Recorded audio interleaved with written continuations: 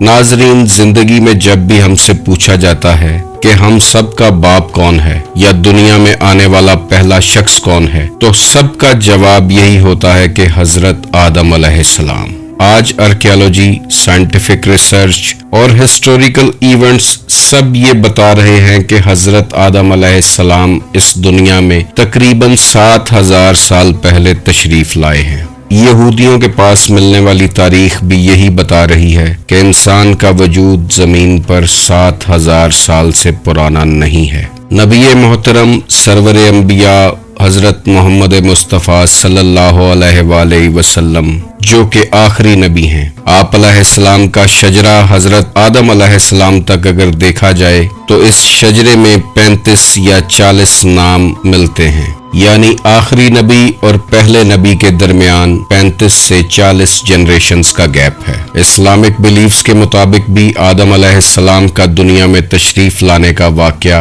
6 से 7000 साल पुराना ही है। मगर आज के मुसलमान इस बात पर हैरान और परेशान भी हैं कि अगर आदम अलैहिस्सलाम को यहाँ आए 6 या 7000 साल गुजरे हैं, तो फिर ये लाखों साल पुराने मिलने वाले इंसानी ढांचे या फॉसिल्स इस धरती पर कैसे मौजूद हैं। आर्कियोलॉजी क्लियरली ये बता रही है कि आदम अलैहिस्सलाम से पहले भी इंसान यहाँ मौजूद था। अल्लाह फरमाता है कि हमने कमोबेश 1,24,000 पैगंबर लोगों की इस्लाह और रहनुमाई के लिए भेजे। आज अगर इन 7000 सालों में हर साल अल्लाह ने एक नया पैगंबर भी भेजा हो, तो भी 1,24,000 पैगंबर इन 7000 सालों में फिट नहीं हो सकते, क्योंकि जिन आदम अलैहिस्सलाम की हम बात कर रहे हैं उन्हें यहाँ आए हुए महज 7000 साल ही गुजरे हैं। नबी अलैहिस्सलाम जब मेराज पर तशरीफ ले जाते हैं तो जन्नत और दोज़ख का दौरा करते हैं, और अहादीस बताती हैं कि उस वक़्त जन्नत और दोज़ख में लोगों को जज़ा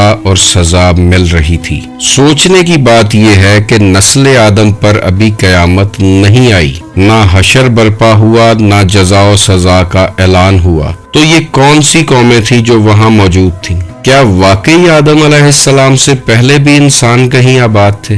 आज के इस साइंटिफिक दौर में ये बात एक बहुत बड़ा मौमा बन चुकी है। हजरत बाबा बुल्ले शाह रहमतुल्लाह अलैह, जिनकी जात के अंदर मार्फत इलाही का समंदर ठाठे मारता उनके कलाम में नजर आता है। उनके पंजाबी कलाम का एक शेर बचपन से मेरे जहन की दीवारों से टकराता रहता था। आपने फरमाया, हाबील काबील आदम दे जाए, आदम किसदा जाया, बुल्ला ओना तो भी अगे आहा, दादा गोद खड़ाया। बुल्ले शाह रहमतुल्लाह अलैह का ये फरमाना कि आदम अलैहिस्सलाम का दादा मैंने अपनी गोद में खिलाया है, क्लियरली बता रहा है कि आदम से पहले भी यहाँ कोई मौजूद था। इसके बाद एक वाकया यहाँ पर कोट करना जरूरी है जो गौसे आजम रहमतुल्लाह अलैह से मंसूब है और बहुत सी किताबों में दर्ज है, जो इंसान को फिक्र के घोड़े दौड़ाने की दावत देता है। एक मर्तबा कुछ अरवाह आप रहमतुल्लाह अलैह से मुलाकात के लिए तशरीफ लाईं, और जब उनसे पूछा गया कि आप सब किस आदम की औलाद हैं, तो किसी ने जवाब दिया कि मैं दूसरे आदम से हूँ, किसी ने कहा मैं तीसरे आदम से, और किसी ने चौथे आदम की तरफ इशारा किया। ये सब सवालात वो हैं जो इंसान के जहन को झंझोड़ने के लिए काफी हैं और इंसान को सोचने पर मजबूर कर देते हैं कि आखिर उसका ओरिजिन क्या है, वो कहाँ से आया है और क्यों आया है, और किस मकाम या मंजिल की तरफ गामजन है। इस शशो पंज में कुरान पाक पर गौर करना ही इंसान को असल हकीकत तक पहुंचा सकता है, क्योंकि अल्लाह कुरान पाक में बार बार फरमा रहा है कि तुम में से कौन है जो सोचे समझे, तुम में से कौन है जो गौर करे, बेशक इसमें अकल वालों के लिए निशानियां हैं। नाजरीन, ये वीडियो इंतहाई इंफॉर्मेटिव होने वाली है। आप जान जाएंगे कि आदम से पहले यहाँ जमीन पर कौन मौजूद था। वीडियो में आगे बढ़ने से पहले आपसे गुजारिश है कि वीडियो को लाइक कीजिएगा, शेयर कीजिएगा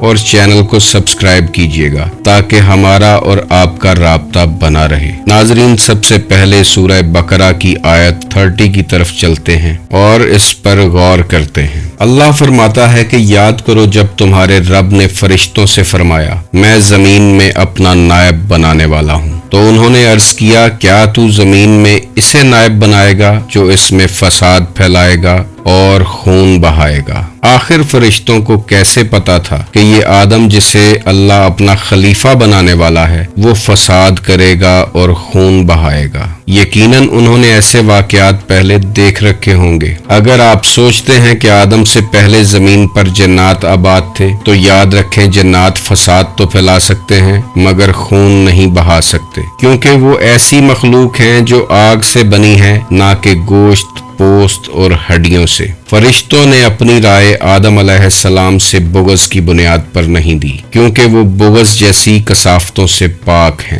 انہوں نے اپنی رائے مشاہدے کی بنیاد پر دی، کیونکہ وہ یقیناً ایسی مخلوق کو دیکھ چکے تھے جو گوشت، پوست اور ہڈیوں سے بنی آدم کی طرح تھی اور زمین پر خون ریزی کر چکی تھی۔ شیخ صدوق نے اپنی کتاب خصال میں امام جعفر صادق علیہ السلام سے ایک حدیث نقل کی ہے۔ آپ فرماتے ہیں جب اللہ نے زمین پیدا فرمائی تو اس میں 7 جہان بنائے جنہیں یک کے بعد دیگرے ختم کر دیا گیا، اور وہاں بسنے والی جنریشنز آدم علیہ السلام سے نہیں تھیں۔ اللہ نے ان سب کو زمین کی تہہ سے ایک کے بعد ایک خلق فرمایا تھا، اور آخر میں اللہ نے آدم علیہ السلام کو بنایا اور یہ کرنٹ جنریشن ان سے چلی۔ ناظرین، اللہ فرماتا ہے ہم نے ہر قوم کی رہنمائی کے لیے اس میں پیغمبر بھیجے، تو یقیناً ان قوموں پر بھی اللہ کا ڈر سنانے والے پیغمبر آئے ہوں گے، لیکن ہمیں ان کی زیادہ انفارمیشن نہیں ہے۔ شیخ صدوق اپنی کتاب توحید میں امام جعفر صادق علیہ السلام سے ایک اور حدیث کوٹ کرتے ہیں۔ امام علیہ السلام فرماتے ہیں کہ تم یہ گمان کر سکتے ہو کہ اللہ نے تمہارے علاوہ کسی انسانیت یا جنریشن کو پیدا نہیں کیا۔ ایسا نہیں ہے، کیونکہ اس نے ہزاروں جنریشنز کو پیدا کیا ہے اور تم ان سب میں آخری جنریشن ہو۔ جیسے قرآن پاک میں 7 زمینوں اور 7 آسمانوں کا ذکر ہے جہاں اللہ کا حکم اترتا ہے جسے قرآن پاک کہتے ہیں، اسی طرح امام جعفر صادق علیہ السلام کی ایک اور حدیث ہے۔ اللہ نے 12,000 جہان خلق فرمائے ہیں جن میں ہر ایک 7 آسمانوں اور 7 زمینوں سے بھی بڑا ہے۔ ان سب جہانوں میں رہنے والے لوگوں میں سے کوئی ایک بھی گمان نہیں کرتا کہ اللہ نے ان کے علاوہ کوئی اور مخلوق بھی بنائی ہوگی۔ یہ حدیث اس بات کی تصدیق کرتی ہے کہ آدم علیہ السلام کی نسل کے علاوہ بھی انسانی نسلیں موجود ہیں۔ امام علیہ السلام کے مطابق اس آدم سے پہلے ہزاروں آدم اور ان کی ہزاروں جنریشنز ہو گزری ہیں۔ اب چلتے ہیں قرآن پاک میں موجود سورہ ہجر کی آیت 26، 27 اور 28 کی طرف، جس میں واضح دلائل موجود ہیں جو فکر کا ایک نیا دروازہ کھولتے ہیں۔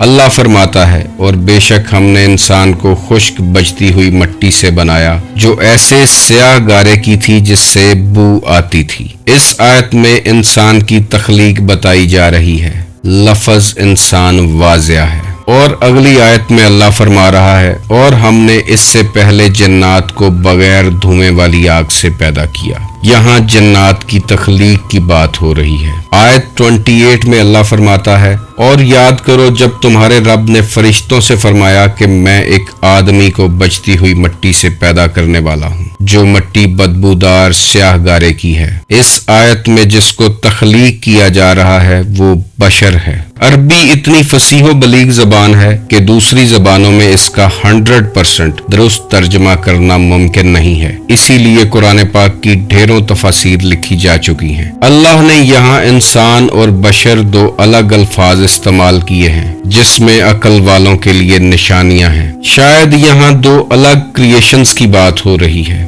جس آدم کی یہاں بات ہو رہی ہے اس کی تخلیق 6 یا 7 ہزار سال پہلے ہی ہوئی ہے، جسے اللہ نے بشر کہہ کر پکارا ہے۔ یہ تخلیق انسان کی ایک مختلف اور نئی نسل کے لیے کی گئی ہے جس کا آغاز حضرت آدم علیہ السلام سے ہوا ہے۔ اس سے پہلے آنے والی انسانوں کی نسلیں ختم ہو چکی ہیں جن کے فاسلز یا ڈھانچے آج آثار قدیمہ کے لوگوں کو مل رہے ہیں۔ یہ تمام شواہد بتا رہے ہیں کہ آدم سے پہلے بھی انسان کی نسل زمین پر آباد تھی۔ اور اگر کوئی اس بات کو تسلیم نہ کرنا چاہے تو 1,24,000 پیغمبروں کا آنا 7,000 سالوں میں بیان نہیں کیا جا سکتا، جبکہ ہمیں ہسٹری کے تھرو انبیاء کرام علیہ السلام کے جو نام معلوم ہیں وہ 1,000 سے بھی کم ہیں۔ اسی سورت کی اگلی آیت کی طرف چلیں تو اللہ فرماتا ہے، تو جب میں اسے ٹھیک کر لوں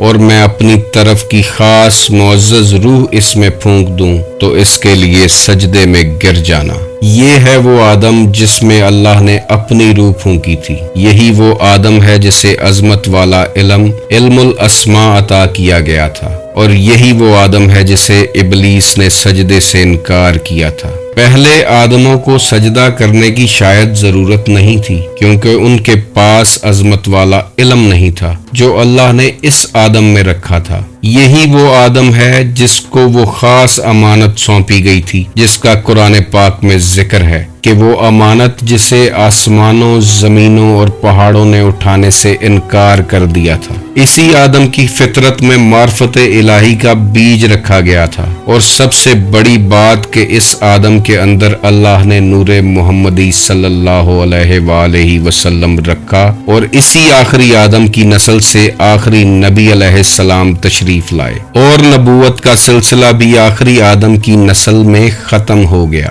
اللہ قرآن پاک میں فرماتا ہے، اِنَّا لِلَّهِ وَإِنَّا إِلَيْهِ رَاجِعُونَ، بے شک ہم اللہ کے لیے ہیں اور ہمیں اسی کی طرف لوٹنا ہے۔ یہ اتنا بڑا گفٹ ہے جو اس امت کو دیا گیا ہے۔ انسان جب پیدا ہوتا ہے تو وہ معرفت الہی کا بیج اپنے سینے میں لے کر یہاں آتا ہے، اور جب وہ بیج خوش قسمتی سے پھوٹ پڑتا ہے تو انسان شریعت، طریقت، حقیقت، معرفت کے راستوں سے ہوتا ہوتا دیدار الہی تک پہنچ جاتا ہے، یعنی جہاں سے آیا ہے وہاں واپس چلا جاتا ہے۔ یہی ہے انسان کا اللہ کی طرف لوٹنا، یہی ہے وہ فضیلت جو صرف اسی آدم کو اور اس کی اولاد کو عطا کی گئی۔ یہی ہے وہ علم جس کے بارے حضرت علی علیہ السلام نے فرمایا، جس نے خود کو پہچانا اس نے اللہ کو پہچانا۔ یہی وہ راز ہے جو انسان کے اندر دفن ہے، اور اس راز کو کھوجنے انسان اس دنیا میں آیا ہے۔ اللہ آپ کو اور مجھے خود کی پہچان کرنے کی توفیق عطا فرمائے۔ آپ خوش رہیں، آباد رہیں، اور رحمت خداوندی آپ کے گھروں پر سایہ فگن رہے۔ اللہ حافظ۔